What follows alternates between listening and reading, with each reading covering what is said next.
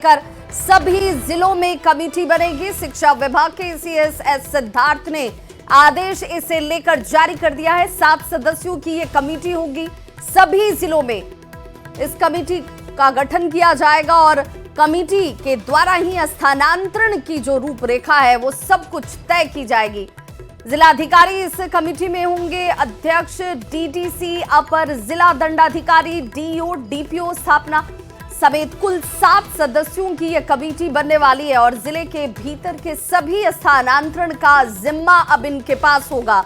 अंतर जिला स्थानांतरण के लिए अनुशंसा, स्थानांतरण से संबंधित शिकायतों का निष्पादन और जिले के भीतर के रिक्त पदों पर तय समय के भीतर ही प्रतिनियुक्ति का आदेश जो है वो दे दिया गया है। सीएस सिद्धार्थ की तरफ से तत्काल प्रभाव से आदेश को लागू किया गया है। ये बड़ी खबर इस वक्त सामने आती हुई जिसमें सभी जिलों में कमेटी का गठन जो है वो किया जाएगा और एस सिद्धार्थ ने इस बाबत आदेश भी जारी कर दिया और इसे तत्काल प्रभाव से लागू करने का आदेश दिया गया है।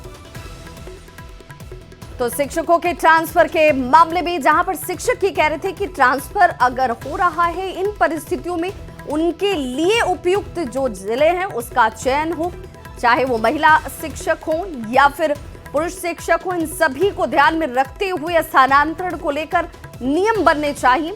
और संवाददाता रजनीश हमारे साथ इस वक्त ज्यादा जानकारी के साथ फोन लाइन पर जुड़ चुके हैं। रजनीश, अब जिले के भीतर ही स्थानांतरण का जिम्मा हो या तमाम दूसरे मुद्दे जिनकी जिम्मेदारी अब सौंप दी गई है इस 7 सदस्यीय कमेटी के जिम्मे? देखिए, बड़े पैमाने पर लगातार ट्रांसफर जो प्रक्रिया है वो जारी है और लाखों शिक्षकों का एक तरफ से जो आवेदन आया था उसमें 1,25,000 से अधिक ट्रांसफर की बात शिक्षा विभाग ने कही है। लेकिन अब भी अंतर जिला की जो महिला हैं, कई ऐसी महिलाएं हैं जिनका जिला आवंटित हो गया है, जिला आवंटन के इंतजार में भी कई महिलाएं हैं और इसके अलावा जो पुरुष टीचर्स हैं जिनका जिला आवंटन हो गया है और जिनका नहीं हुआ वो भी इंतजार में है और सेम जिला वाले भी बहुत सारे शिक्षक हैं जिनका अब तक ट्रांसफर नहीं हुआ है। तो ऐसे में शिक्षा विभाग ने एक आदेश जारी कर दिया और एस सिद्धार्थ ने अभी जो पत्र जारी किया उसमें साफ तौर से सभी जिलाधिकारी, आरडीडी को ये आदेश दिया गया है कि अब जिले के भीतर जो स्थानांतरण की प्रक्रिया है उसके लिए कमेटी बनाई जाएगी और कमेटी में जिला पदाधिकारी अध्यक्ष होंगे जो डीएम है, अपर जिला दंडाधिकारी, जिला शिक्षा पदाधिकारी, जिला कार्यक्रम पदाधिकारी स्थापना, इसके अलावा कुल 7 सदस्यीय जो है मेंबर होंगे। तो कुल मिलाकर ये 7 मेंबर होंगे और इसके अलावा डीएम जो है अध्यक्ष होंगे और इनके स्तर से अब सभी प्रकार के स्थानांतरण यानी जिला के भीतर जो ट्रांसफर है वो ये कमेटी करेगी और इसके अलावा अंतर जिला स्थानांतरण के लिए अनुशंसा भी ये कमेटी करेगी। स्थानांतरण संबंधी जो शिकायतों के निष्पादन है और जिला के अंदर जो स्वीकृत रिक्त पद हैं उनके एवज में शिक्षकों का डेपुटेशन भी यही कमेटी जो है उसको प्राधिकृत किया गया है। तो कुल मिलाकर ये पत्र काफी मायने रखता है। जो शिक्षक अभी इंतजार में है कि उनका ट्रांसफर नहीं हुआ है, अब ऐसे में कमेटी के जिम्मे ये भार सौंपा गया है और कमेटी को आदेश दिया गया है कि तत्काल प्रभाव से काम शुरू करें। यानी डीएम जो है अब कल से ही एक्शन में होंगे और ये जो 8 टोटल जो सदस्य के साथ अध्यक्ष हैं अब ये जो है इनकी टीम बनेगी सभी जिलों में और वहां पर जो है टीचर्स का बड़े पैमाने पर ट्रांसफर हो सकेगा। जी बहुत बहुत शुक्रिया रजनीश इस तमाम जानकारी के लिए। तो 7 सदस्यीय टीम और बहुत जल्द इसका गठन और इसी के जरिए अंतर जिला तमाम स्थानांतरण की जिम्मेदारी सौंपी गई है। और एक और बड़ी खबर से अपने दर्शकों को इस वक्त हम जोड़ते चलें। बिहार में हर महीने 125 यूनिट मुफ्त बिजली देने की घोषणा के बाद मुख्यमंत्री नीतीश कुमार ने घरेलू उपभोक्ताओं से सीधा संवाद स्थापित किया। पटना से वीडियो कॉन्फ्रेंसिंग के जरिए वे लोगों को योजना के लाभ बताते नजर आए और उनके अनुभवों को भी उन्होंने सुना कि लोगों को इससे क्या फायदा हो रहा है। इस दौरान मुख्यमंत्री नीतीश कुमार ने कहा कि ऊर्जा विभाग ने बहुत बेहतरीन काम किया है। डिप्टी सीएम सम्राट चौधरी ने 125 यूनिट बिजली फ्री करने के लिए मुख्यमंत्री नीतीश कुमार को बधाई दी और कहा कि बिहार में क्रांति के तौर पर इसे देखा जाना चाहिए।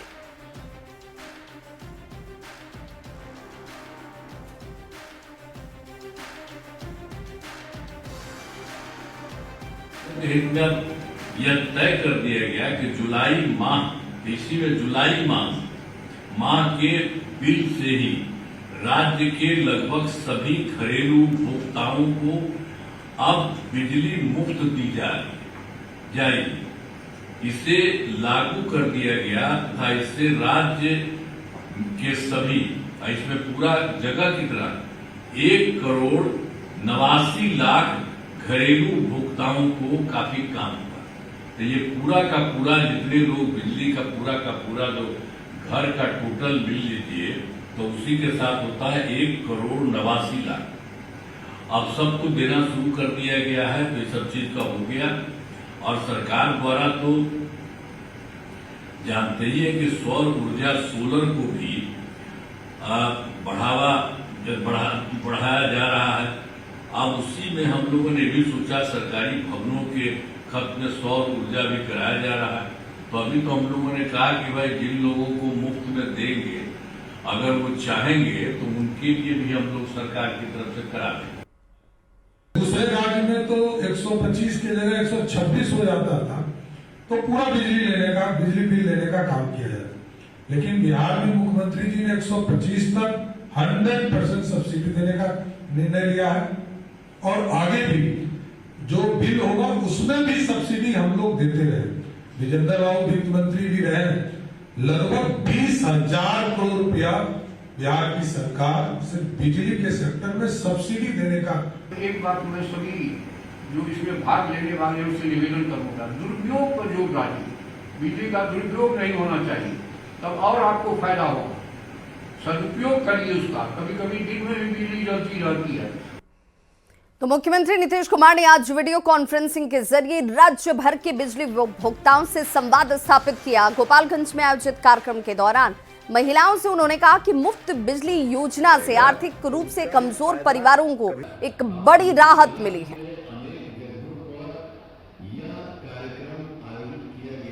मुख्यमंत्री ने 125 यूनिट बिजली फ्री कर दिया, तो महिलाएं क्या सोच रही हैं? अच्छा सोच रही है, सबको अच्छा फ्री बिजली मिल रहा है, इससे क्या है, अच्छा है। 700-750 रुपया मिल रहा है, हम लोग का बहुत है। उसके लिए बहुत बहुत मुख्यमंत्री नीतीश कुमार जी को धन्यवाद। उन्होंने हम लोग के लिए बिजली फ्री किए हैं, उससे हम लोग को बहुत सब उपयोग में आ रहा है। उसके चलते हम लोग अब अपने बच्चे को अच्छे से पढ़ा लिखा सकते हैं। और मैं चाहती हूँ कि इसी तरह ही समाज का सेवा करें, है ना। बहुत खुशी हुई कि हाँ 125 यूनिट फ्री मिली। भी महिलाएं विशेषकर जो आई थी वे काफ़ी प्रसन्न थी इस सहायता योजना से, क्योंकि उनका सबसे ज़्यादा उन्हीं के बजट पर इसका असर पड़ने वाला है। अररिया के बिजली उपभोक्ताओं ने मुख्यमंत्री नीतीश कुमार को इसके लिए धन्यवाद देते हुए कहा कि 125 यूनिट मुफ्त बिजली खास तौर पर गरीब और निर्धन उपभोक्ताओं के लिए किसी तोहफे से कम नहीं है। महिलाओं ने इस तोहफे के लिए मुख्यमंत्री का आभार भी जताया। मुख्यमंत्री को धन्यवाद देना चाहती हूँ कि लो फैमिली के लिए ये एक गिफ्ट मिला है। उन लोगों के लिए हाई क्लास वाले तो बिजली भी वेस्ट करके अपना रकम चुका लेते हैं, लेकिन लो फैमिली में बिजली बिल देना बहुत मुश्किल हो जाता है। जिनके घर में बिजनेस करने वालों की कमी, घर चलाने वाली कमी के लिए ये 125 यूनिट उनके लिए गिफ्ट के तौर पर मिला है। खुश तो बहुत है, सरकार का योजना ये अच्छा लगा, गरीब के लिए बहुत मददगार होगा। और 125 यूनिट फ्री दिया गया है, तो ये नीतीश कुमार जी का आभारी हम लोग। 125 यूनिट सरकार जो दिए हैं हम लोग को बहुत फायदा है, खासकर गरीब महिलाओं को इससे बहुत फायदा होने वाला है। सरकार का ये योजना हम लोग को बहुत पसंद है, तो हम लोग यहाँ DRCC में आए हैं इसी प्रोग्राम की वजह से। 17 अगस्त को राहुल गांधी बिहार दौरे पर आने वाले हैं और तेजस्वी यादव के साथ उनकी चुनावी यात्रा जो है वो आपको देखने को मिलेगी। इसे लेकर तेजस्वी यादव ने कहा कि इस दौरान वे बिहार के मुद्दों को लेकर जनता के बीच पहुंचेंगे, जिसमें भ्रष्टाचार, विधि व्यवस्था, बेरोजगारी और अपराध जैसे मुद्दे शामिल होंगे। निकलेंगे, राहुल जी आएंगे, हम लोग साथ में जो है सड़कों पर बिहार में भ्रमण करेंगे, लोगों को जागरूक करेंगे।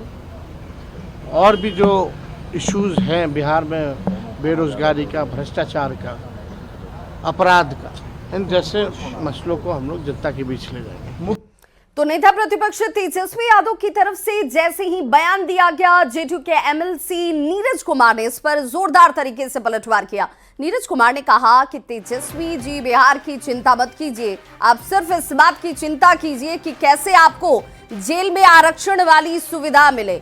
हमारी डबल इंजन की सरकार और मुख्यमंत्री नीतीश कुमार की दूरगामी सोच से बिहार लगातार उन्नति कर रहा है। नीरज कुमार से बातचीत की न्यूज़ 18 संवाददाता अमित कुमार ने। यादव इतना ज्ञानी नहीं है, वो 8वां 9वां पास है, इंजीनियरिंग ग्रेजुएट जो उनके डैडी का भी साइंस कॉलेज में नाम नहीं लिखाया था, वहाँ से नीतीश कुमार जी पास आउट हैं, तब पोल क्या खोलिएगा? जहाँ जहाँ जमीनवा लिया है सबका खाता खसरा नंबर जारी कर देंगे कि भाई देखियो कितना ज़मीन है लोग को। मुजफ्फरपुर जाइएगा तब पाइएगा, पटना जाइएगा तब पाइएगा, औरंगाबाद जब जाइएगा तब पाइएगा। पोल खोलिएगा।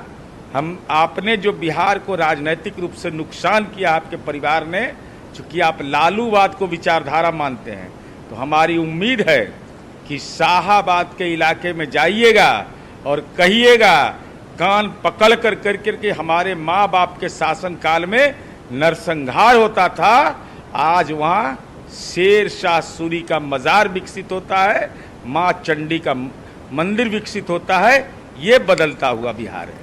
तो कांग्रेस सांसद और लोकसभा में नेता प्रतिपक्ष राहुल गांधी ने एसआईआर के मुद्दे पर कहा कि केवल एक सीट नहीं है बल्कि बहुत सारी ऐसी सीटें हैं। ये राष्ट्रीय स्तर पर किया जा रहा है और व्यवस्थित ढंग से किया जा रहा है। चुनाव आयोग जानता है कि हम भी जानते हैं, पहले हमारे पास सबूत नहीं थे लेकिन अब हमारे पास सबूत है। हम संविधान की रक्षा कर रहे हैं और एक मतदाता एक मत संविधान का आधार है और चुनाव आयोग की जिम्मेदारी है कि वे एक व्यक्ति एक मत को लागू करे, लेकिन उन्होंने ऐसा किया नहीं। चुनाव आयोग ने एसआईआर के दौरान बिहार के दरौंदा में एक महिला मिंता देवी की उम्र 124 साल बताए जाने पर कहा कि ऐसे तो अनगिनत मामले सामने आए हैं, अभी पिक्चर बाकी है।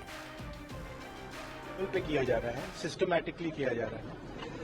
इलेक्शन कमीशन जानता है, हम जानते हैं, पहले सबूत नहीं था, क्लियरली सबूत है और हम कॉन्स्टिट्यूशन की रक्षा कर रहे हैं। One man one vote constitution का फाउंडेशन है और इलेक्शन कमीशन की ड्यूटी है कि वो one man one vote enforce करें और उन्होंने नहीं किया, उन्होंने अपनी ड्यूटी नहीं की। मोतिहारी से बड़ी खबर, जहां 2 लाख की फिरौती के लिए हत्या, गल्ला व्यवसायी की गला रेतकर हत्या की गई है। अपहरण कर व्यवसायी नीरज कुमार को मौत के घाट उतारा गया। कल्याणपुर के परसौनी का व्यवसायी बताया जा रहा है नीरज कुमार और हत्या के आरोप में शुभम कुमार की गिरफ्तारी की गई है। 2 लाख की फिरौती बताई जा रही है। इस पूरी हत्या के पीछे की वजह रही साइबर फ्रॉड से जुड़ा हुआ ये मामला। मुजफ्फरपुर के पारू थाना क्षेत्र में शव की बरामदगी हुई। गले और चेहरे पर 15 से ज्यादा चाकू के निशान मिले हैं और यह भी कहा जा रहा है कि व्यवसायी नीरज कुमार अपनी दुकान पर था और तभी मुजफ्फरपुर से आरोपी शुभम अपने दोस्तों के साथ बाइक से पहुंचता है और बकाए पैसे मांगने के नाम पर इस शख्स को बिठाया जाता है। उसके बाद नीरज की पत्नी के फोन पर 2 लाख रुपए की फिरौती की डिमांड की गई। हत्या का आरोपी शुभम एक साइबर अपराधी भी बताया जा रहा है जो ठगी के पैसे नीरज के बैंक खाते में मंगवा रहा था और पैसे के लेन देन के विवाद में ही उसकी हत्या की आशंका जाहिर की जा रही है।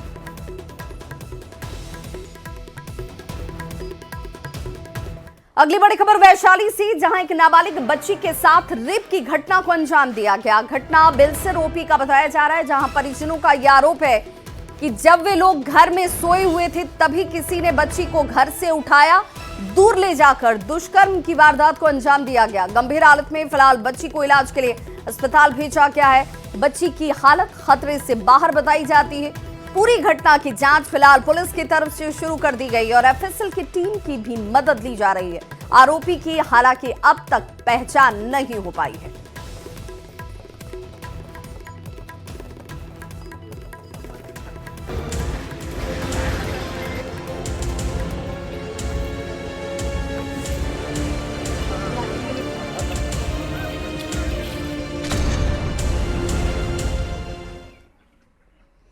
और अब बात बाढ़, बारिश और बर्बादी की, जहां बिहार के कई जिलों में सैलाब से हालात इस वक्त बिगड़ते नजर आ रहे हैं। चाहे वो भागलपुर का इलाका हो, आरा, हाजीपुर, सीतामढ़ी, खगड़िया और दरभंगा में स्थिति सबसे ज्यादा खराब नजर आती है। तस्वीरें इस वक्त आपके टीवी स्क्रीन पर, जहां देखिए हर तरफ जहां तक आपकी नजर जाएगी पानी ही पानी नजर आएगा। दरभंगा में नारकीय जैसे हालात बन गए हैं। जल जमाव की वजह से आवाजाही पर सीधे तौर पर असर है।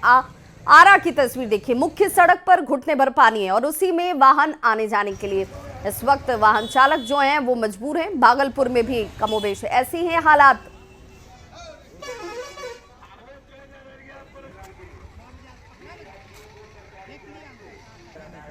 वहीं भागलपुर में देखिए किस तरीके से नदियां और नाले सब उफान पर हैं और इसी वजह से दूर के इलाकों में चारों तरफ पानी का साम्राज्य नजर आता है। सीतामढ़ी की तस्वीर देख लीजिए जहां पर बाइक जो है वो पानी में ही बह गई और लोगों से इस तरीके के हालात में सावधानी बरतने की अपील बार बार न्यूज़ 18 भी करता है। कई गांव इस वक्त जलमग्न हैं। लोगों के सामने खाने पीने से लेकर मवेशियों के लिए चारे की समस्या और रेस्क्यू ऑपरेशन भी लगातार जारी है। मुंगेर की तस्वीरें दूर दराज के इलाकों में फंसे लोगों के लिए। इधर शेखपुरा का घाट कुसुम्भा प्रखंड भी बाढ़ की चपेट में है। लोगों को मदद पहुंचाने के लिए प्रशासन ने राहत और बचाव के कार्य तेज कर दिए हैं। पीड़ित परिवार को सिर छिपाने के लिए प्लास्टिक दिए जा रहे हैं और ऊंचे स्थानों पर रहने की सलाह बार बार जारी की जा रही है। डीएम खुद अपने असर से राहत और बचाव के कार्य की मॉनिटरिंग कर रहे हैं। स्थान पे हैं जहाँ पे पशु जो ऊपर आके बंद गई है उन लोगों के लिए हम लोग सूखा चारा का व्यवस्था कल से कराएंगे। इसके साथ साथ मेडिकल कैंप भी हम लोग 2 शिफ्ट में कराएंगे, मॉर्निंग और सेकेंड हाफ में, ताकि जो भी अगर कुछ तरह की बीमारी है या बच्चों को वायरल फीवर वगैरह है तो बच्चे को कैंप में और पंचायत में ही गाँव में ही जाकर के डॉक्टर देख सकते हैं। तो इस बुलेटिन में बस इतना ही।